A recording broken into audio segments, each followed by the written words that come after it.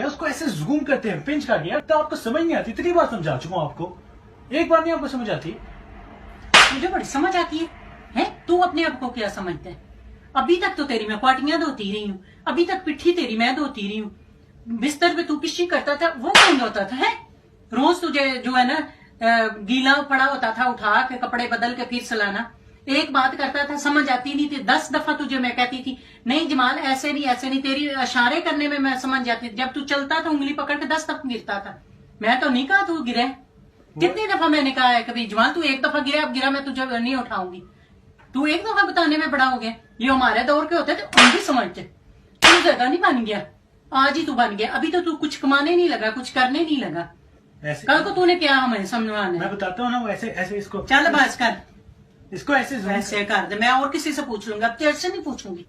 دفعہ ہو جا پائے, چل نکل میرے کمرے سے باہر اور جا کے